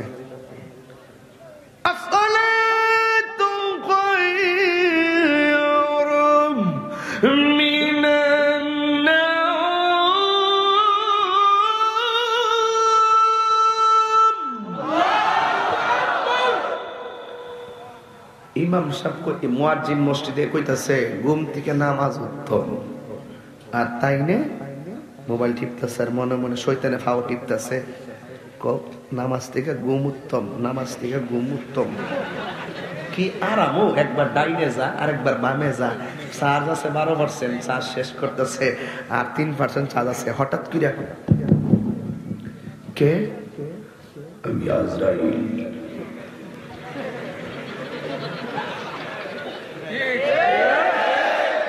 হাসেন, হতে পারে কিনা?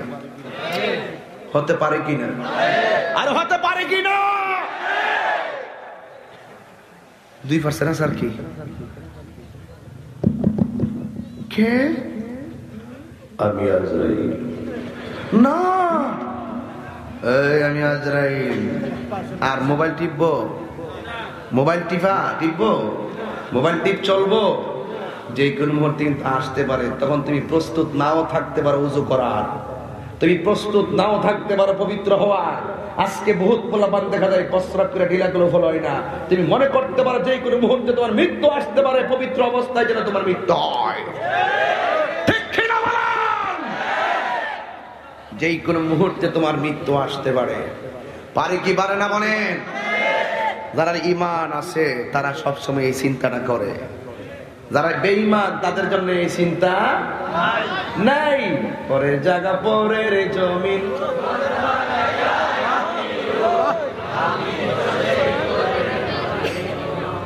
কষ্ট হইতেছে আপনারা? পরের জায়গা পরের জমিন, আমি তো সেই ঘরের মালিক নই। বলো পরের জায়গা পরের জমিন, আমি তো সেই ঘরের মালিক নয়। ঠিক না? সে ঘরখানা যার জমিদারি,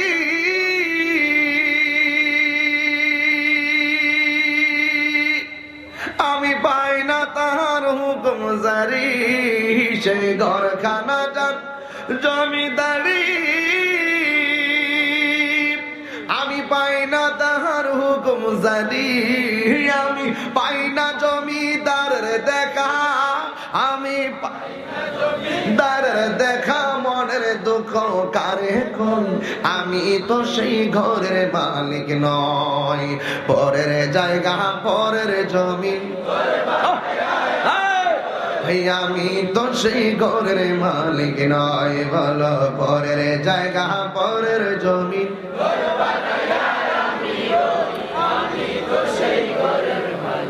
জমিদারের ইচ্ছা মতো দেয় না জমি চাষ, তাই তো ফসল ফলে না আর দুঃখ 12 মাস। ঠিক কিনা? এই জন্য যুবক যারা ইমানদার, এরা দুধের মধ্যে পানি একবার মিশাইতে গেলে 100 বার চিন্তা করে। আমি মানুষকে ধোঁকা দিলে আমিও হাসরের ময়দানে ঠকে যাব। কথা বলেন ঠিক কিনা? যারা ইমানদার এরা মানুষকে খুন করতে গেলে চিন্তা করে। যারা ইমানদার তারা আত্মহত্যা করতে গেলে চিন্তা করে। যারা ইমানদার তারা গুনাহ করতে গেলে চিন্তা করে। কারণ কেউ যায় যে সমস্ত গুনাহ প্রকাশ্যে অপ্রকাশ্যে কেউ দেখে না, একজন দেখে। জবান খুলে বলু তিনি কে, আর জবান খুলে কোন তিনি কে। এই জন্য যুবক, ইমান এমন একটা জিনিস, নবীর মহব্বতের নাম হলো ইমান। আমার নবী বলে আলালা ইমানা লিমান লা মুহাব্বাত লাহু, যার অন্তরে আমি নবীর মহব্বত নাই তার ইমান নাই। ঠিক না?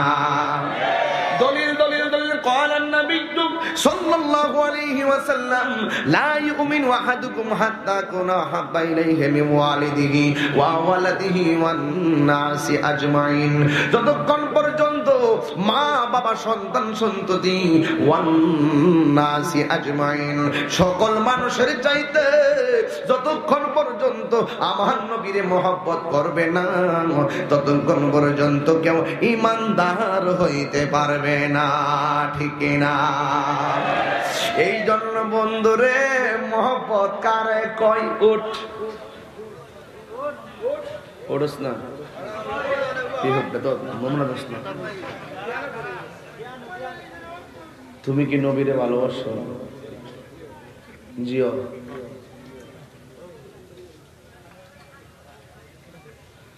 সত্যি ভালোবাসো? বিয়ে শাদী করছো? জিও, সবই জিও। বউ তোমার বউর চাইতে নবীরে কম ভালোবাসো না বেশি ভালোবাসো? জীবন দিতে পারবা নি?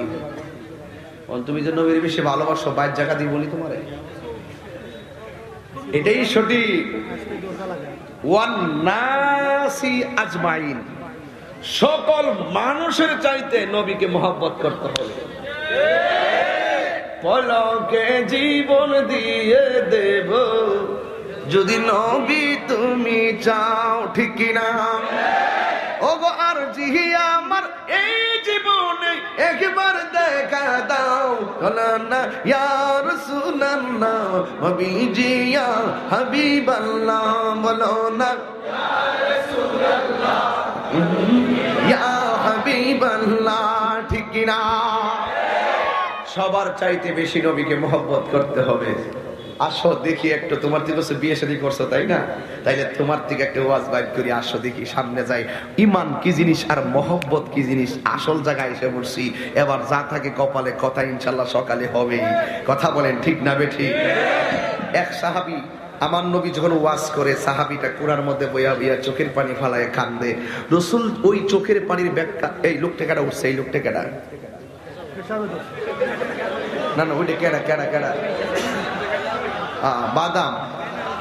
বাদাম আর কথা কইও না, বাঙালি আর বিশ্বের মানুষ যে অত বড় ব্যবসা।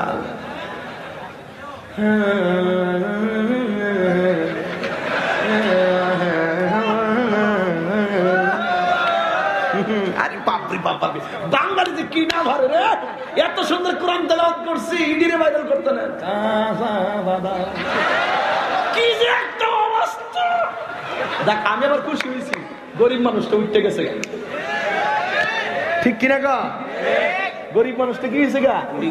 উঠতে গেছে গা। ভালো হয়েছে, এটা একটা ভালো হয়েছে। বেড়া হন বড় লোক, বাবা বেড়া হন মডেল হয়েছে গা। আপনারা কি কষ্ট হইতেছে? আপনার মনে করেন যে কোনো খবর আমার কাছে নাই, সব খবর হয়ে আছে। তবে এর বাদাম নিয়ে তাকদা কিনলাম, ঠিক আছে? এত সংসার আছে, ঠিক আছে? ও এ কই তুই কই উঠ, উঠোস না বেহুবটা দিই কুদ্দুর আছে দিলাম। এ কই যা সব নিবো যা, বেচার পর আমার কইস বেচত দিন। এ কেউ আপনারা যারা খাইতেন না হ্যাঁ নিন বাইক নিয়ে দিন, ঠিক আছে? ফুরানা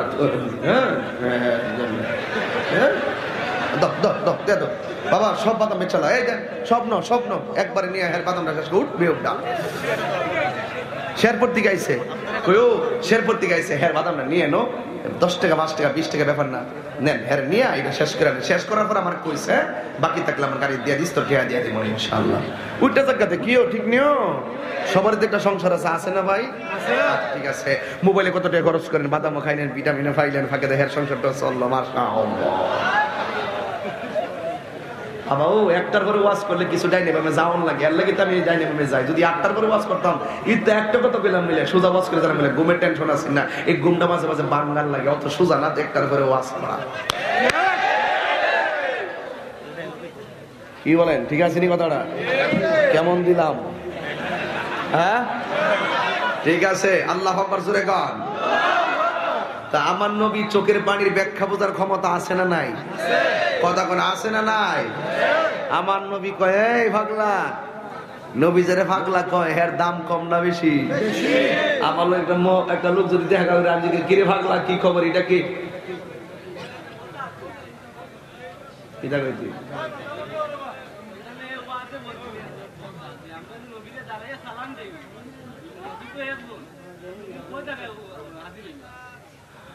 ও আচ্ছা, কমবো। ফানি বাত, এটা ফানি বাত।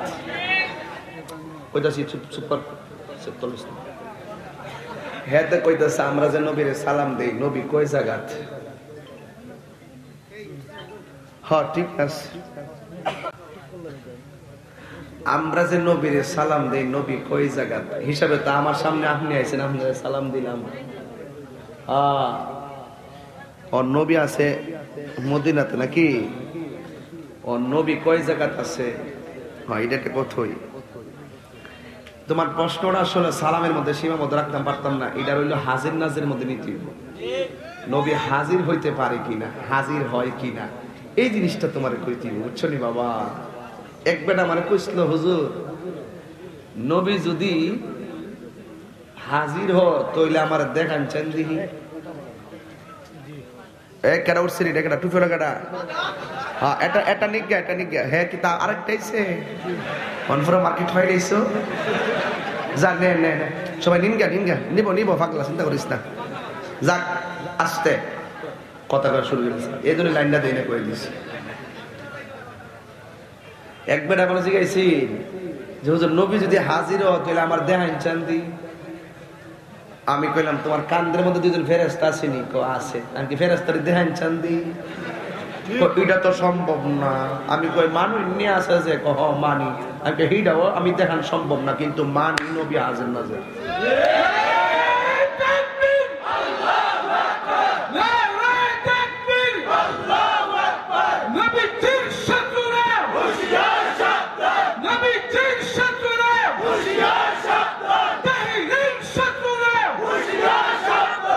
এটা হইলো একটা উত্তর, এটা যেন তুমি বুঝবা আর কি, ওই যে জেনারেল উত্তর আর কি। আমি এলেবানো তোমার উত্তরটা পরে দিব। আর একটা উত্তর হইলো হুজুর একজন নবী ক জায়গা থাকবো, এটা কেমনে সম্ভব?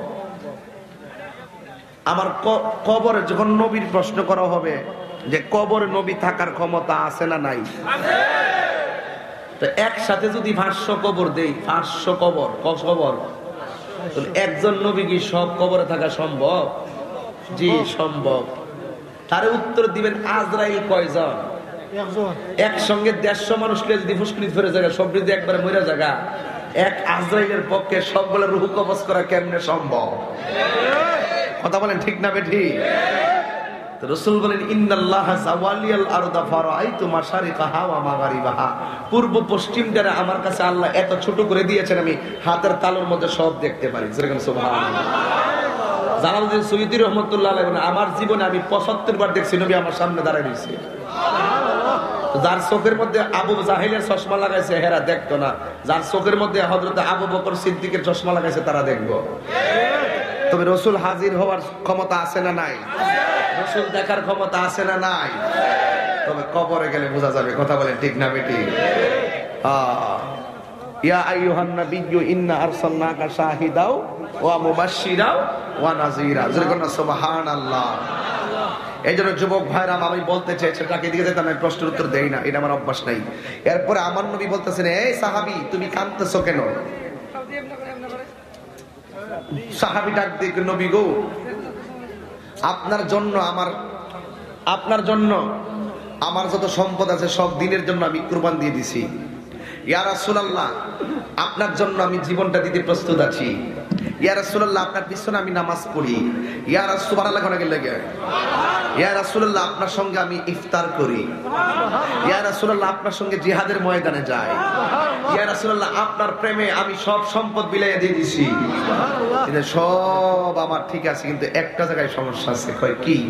ইয়া রাসূলুল্লাহ আমি আমার বিয়েটা বাকি আছে, এটা না করে যদি মারা যায় তাহলে আপনার একটা বিধান আমি অমান্য করলাম, আমি পারলাম না, মনে একটা দুঃখ থাকবে। আমার নবী গো তোমাকে বিয়ে করতে নিষেধ করলো কেন? ওই যে মহব্বত কারে কো শুনেন, নবী জিজ্ঞেস করে তোমাকে বিয়ে করতে নিষেধ করলো কেন? ইয়া রাসূলুল্লাহ বিয়ে করতে নিষেধ করে নাই, তবে আমি যেই কোনো মেয়েকে পছন্দ করি আমার পছন্দ হয়, কিন্তু ওরা আমাকে পছন্দ করে না। এক কথা কয় না? রাসূল জিজ্ঞাসা করে তোমাকে পছন্দ করে না কেন? ওই সাহাবী বলে, নবী গো, আমাকে পছন্দ করে না একটা সমস্যার কারণে। ওই সমস্যাটা কি? আমার মুখের মধ্যে শীতলা দাগ। আগে দেখবেন বসন্ত হইলে বসন্তের দাগটা বাড়লে এখানে একটা দাগ পড়ে যেত, এখন এই দাগটা পড়ে না, এখন এত গভীর ভাবে হয়ও না।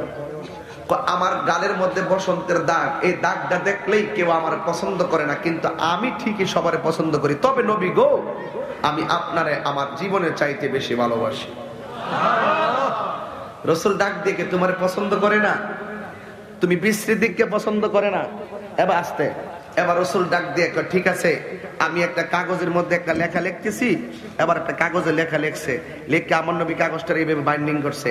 বাইন্ডিং কইরা বলছে যে মদিনার মধ্যে একটা বড় লোক মানুষ আছে, এই বড় লোক আছে, তার কাছে নিয়ে এই কাগজটা নিয়ে দিবা। দেওয়ার পরে ওই লোকটা কি উত্তর দে কাগজটা পইরা আমি নবীর কাছে আইসা তুমি বলবা।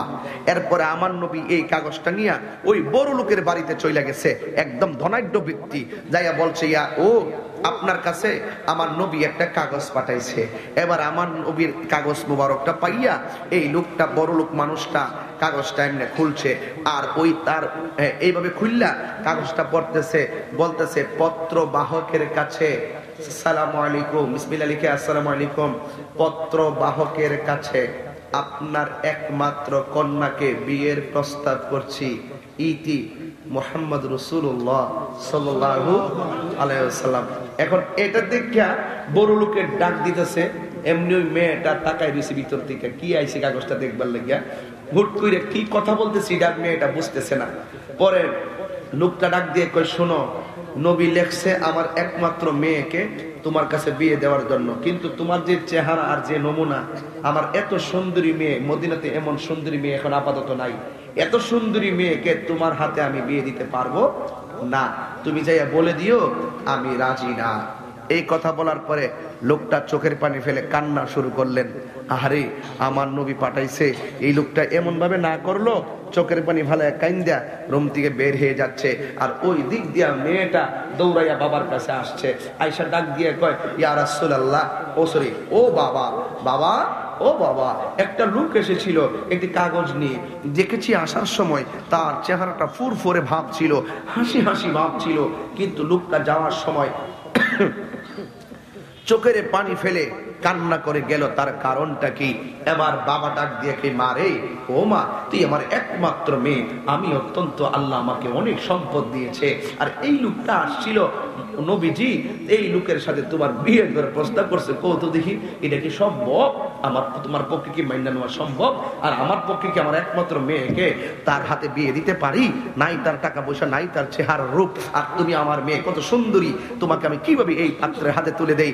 এই কথা বলার পরে মেয়েটা ডাক দেখে, বাবা, ও বাবা, কাগজটা একটু দেন তো দেখি। কাগজটা ওই মেয়েটার হাতের মধ্যে নিছে, নিয়ে লেখতেছে, বিসমিল্লাহির রহমানির রহিম, আসসালামু আলাইকুম, পত্র বাহকের কাছে আপনার একমাত্র মেয়েকে বিয়ের প্রস্তাব করছি, ইতি মুহাম্মদ রাসূলুল্লাহ সাল্লাল্লাহু আলাইহি ওয়াসাল্লাম। এই কথাটা বলার পরে মেয়েটা পড়ছে, ওইরা এই কাগজটারে চুমা দিয়া ডাক দেখে, বাবা, ও বাবা, বাবা, আপনি এই লোকের চেহারা দিকে তাকিয়ে আপনি ছেলেটাকে ফিরিয়ে দিয়েছেন। আমার মতো গুণবতী, আমার মতো সৌভাগ্যবতী পৃথিবীতে আর কে আছে? আমার বিয়ের প্রস্তাবকারী হলো রাহমাতুল লিল আলামিন। বাবা, কে আছে গো এমন সৌভাগ্যবতী? আমার বিয়ের প্রস্তাবকারী রাহমাতুল লিল আলামিন। এই ছেলেটা কান্না করে করে নবীর কাছে যাইতেছি। নবীর কাছে যদি যাইয়া বলে আপনি বিয়ের মধ্যে রাজি হন নাই, তাইলে আপনি হাসরের ময়দানে মুখ দেখাইতে পারবেন না। ওই ছেলেটা যাওয়ার আগে আপনি নবীর কাছে চলে যান, আপনি নবীরে যাইয়া বলেন আমার মেয়ে বিনা শর্তে তার সঙ্গে বিয়ের জন্য রাজি হইয়া গেছি। আর জোরে জোরে কোন আল্লাহু আকবার। এ আমার যুবক ভাইয়েরারি, ও বন্ধু আমার, এবার ছেলেটা নবীর কাছে গেছে, এই দিকে দিয়া মেয়ের বাবা নবীর কাছে চলে গেছে। যাইয়া ডাক দিয়া বল, আল্লাহু আকবার জোরে বলবেন, যাইয়া ডাক দিয়া বল, ইয়া রাসূলুল্লাহ, নবী গো,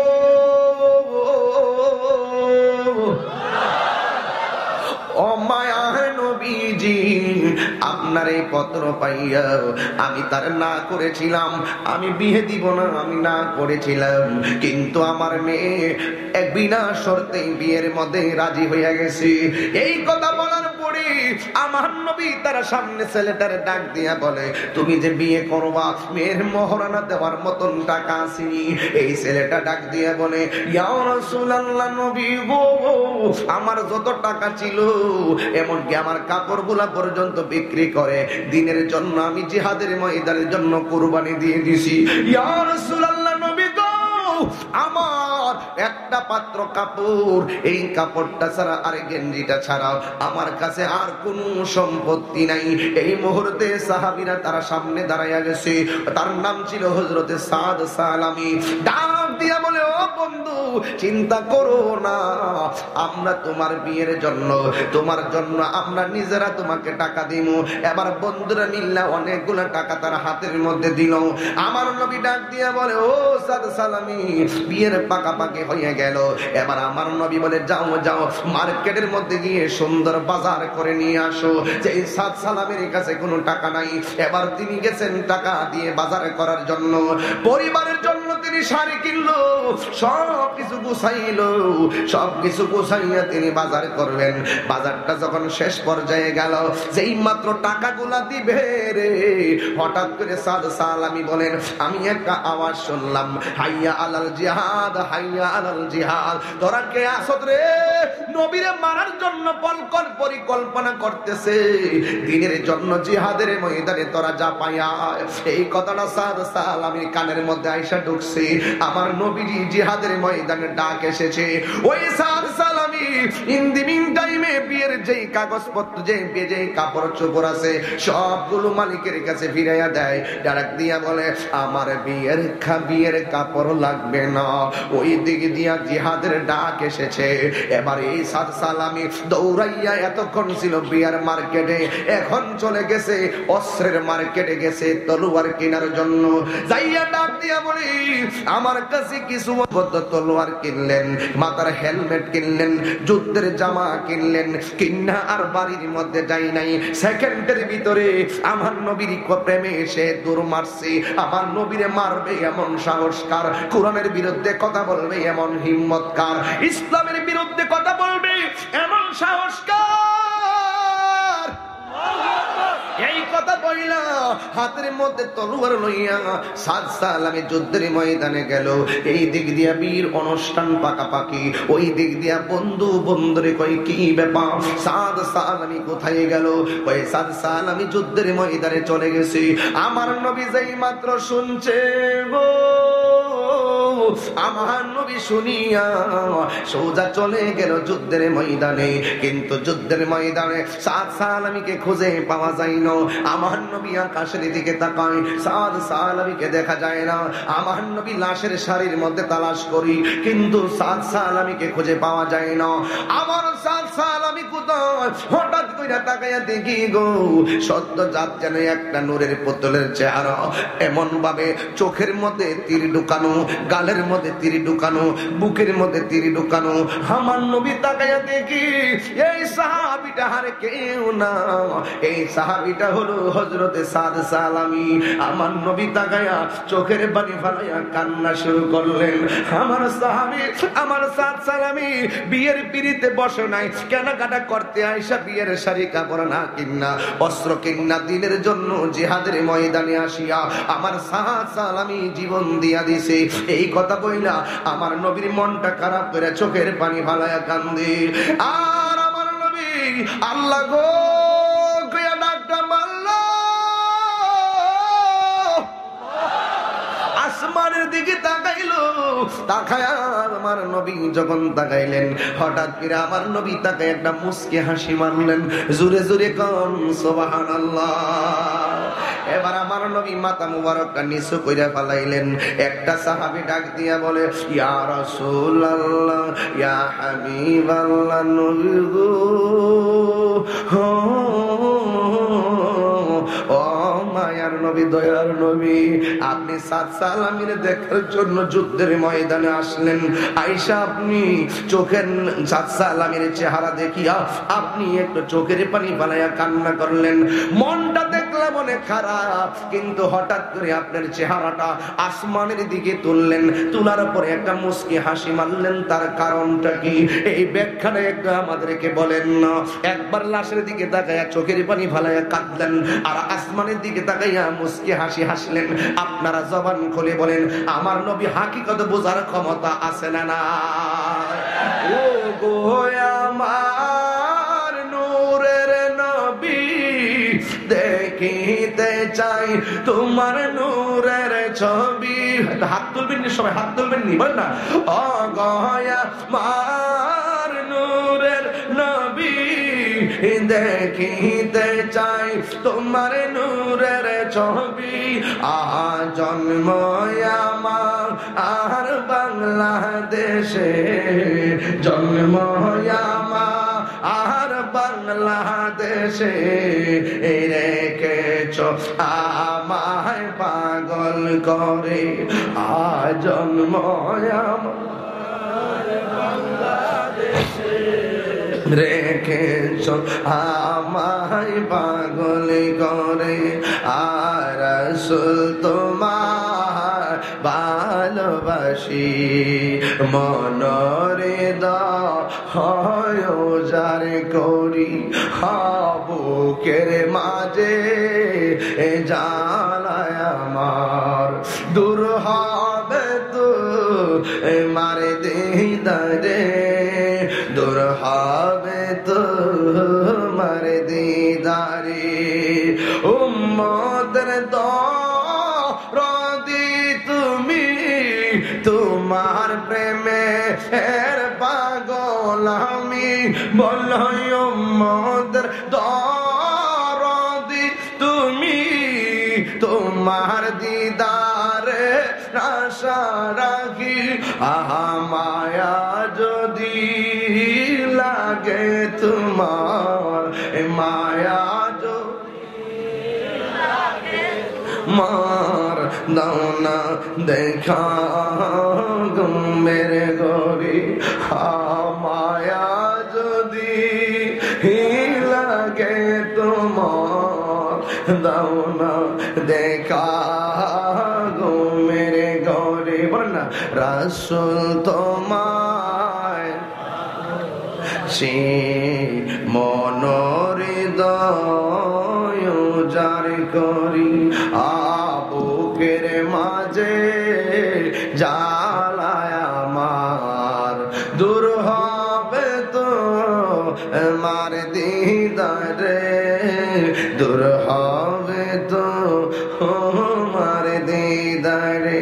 বলো দূর হবে তো মার দিদারে, দূর হবে তো মার দিদারে। জোরে জোরে কি আল্লাহু আকবার বলবেন না? লাশের দিকে তাকায়া চোখের পানি ফালায়া কান্দে, আসমানের দিকে তাকায়া মুস্কি হাসলো। এক সাহাবী তরুণ যোদ্ধা, যুবক বয়সের সৈনিক আমার নবীর ডাক দিয়া বলে, নবী গো, ও মায়ার নবী, এই কাহিনী দুইটা করলেন কেন? আমার নবী বলে, আমার সাহাদ আমারে কত ভালোবাসে, শেষ সময় প্রমাণ দিয়া গেছে কত ভালোবাসে। দুনিয়ার মানুষের চাইতে সুখ স্বাচ্ছন্দ্য সব ডিলিট করে আমি নবীর জন্য, দিনের জন্য হাসি মুখে জীবন দিয়েছে। এমন একটা পাগল হারিয়ে গেছে, সেই জন্য মনটা খারাপ করে কাঁদলাম। আর আমি মনটা খারাপ কইরা আমি আসমানের দিকে আল্লাহকে ডাকটা দিলাম। আমি কেন মুস্কি হাসি দিছি জানো নিলি? ওই আমি যখন তাকাইলাম, আমি তাকাইয়া দেখলাম আমার সাত সালামির জন্য আমার আল্লাহ জান্নাতের 8টা দরজা খুলে দিয়েছে। শুধুমাত্র তাই নয়, আমি তাকায়া দেখলাম জান্নাতের ভিতরে 70,000 হুর। এই হুর 70টা হুর আমার সাথকে নেওয়ার জন্য একসাথে জান্নাতের ড্রেস পইরা। হুর কেমন জানেননি? গায়ের মধ্যে 70 রঙের জামা থাকবে। এই 70 রঙের জামা বেদ কইরা তাদের সৌন্দর্য দেখা যাবে। এই হুর কেমন জানেননি? যাদেরকে জীবনে কেউ স্পর্শ করে নাই। হুর কেমন জানেননি? যাদেরকে জীবনে কেউ দেখে নাই। এই হুরগুলার আঙ্গুলের নখ কাইটটা বা থুতু যদি দুনিয়ার মধ্যে ছেড়ে দিত, দুনিয়ার মানুষ পরিবার পরিজন ফালাইয়া ওই থুতুর পিছনে গোড়াগড়ি করত। এই হুর 70 জন হুর আমার সাথকে নেওয়ার জন্য এক যুগে দৌড় মারছে। আমি তাকাইয়া দেখলাম দৌড়তে যাইয়া তারা প্রতিযোগিতা শুরু করছে, কার আগে কে আসতে পারে। আমি তাকাইয়া দেখলাম একজন হুর আর একজন হুরের কাপড়ের মধ্যে টান দিয়া ধরছে, কাপড় সিরাবিরা এইভাবে আমার সাথকে নেওয়ার জন্য পাগল হয়ে গেছে। এই দৃশ্যটা দেখা আমি আর হাসি থামাইয়া রাখতে পারি নাই। আমার সাদের তাহামাল্লা বাড়াইয়া দিছে, আমি আনন্দে হাসি দিয়েছি। আর জোরে জোরে কোন আল্লাহু আকবার। নবীরে ভালোবাসলে দাম কমে না বাড়ে? আর যদি কোনো বাড়ে না কমে? এই জন্য যুবক ভাই আমার নবীকে জীবনের চাইতে বেশি ভালোবাসার দরকার আছে না নাই? কার কার দরকার আছে? দুই হাত তুলে দেখাবেন। নারে তাকবীর, নারে রিসালাত, নারে গাউসিয়া, আহলুস সুন্নাত ওয়াল জামাত, প্রতাপী গাউসিয়া দরবার শরীফ। সবাই জবান করে করে আল্লাহু আকবার। তাহলে ইমানের দাম, ইমান যার যত বেশি মজবুত তার খেলাধুলা, তার প্রেমের খেলা তত মজবুত। ইমান যদি দুর্বল হইতো হাইয়া আলাল জিহাদ শুনে নাহি যাইতো যুদ্ধের ময়দানে, পরিবার পরিজন সব ডিলিট করে দিয়ে নবীর মহব্বতে ময়দানে ঝাঁপিয়ে পড়ার কারণে সাত সালামের দাম কি বাড়ছে না কমছে? চারটা জিনিস যার মধ্যে থাকে সে কখনো ক্ষতিগ্রস্তের মধ্যে পড়ে না। 1 নম্বর ইমান, 2 নম্বর আমল, 3 নম্বর দাওয়াত, 4 নম্বর সবর। জোরে বলেন সুবহানাল্লাহ। এই চারটা জিনিস আমাদের বুকে ধারণ করার দরকার আছে না নাই? আর জবান করে করে আছে না নাই? সোয়া 1টাই বেজে গেল, যেন আমি 1:30 গাড়িটাতে উঠতে পারি, নাইলে আমার মাহফিলে বেঘাত ঘটে যেতে পারে। আসেন দাঁড়িয়ে নবীর সালাম দেয়া নবী সালাম আলাইহি।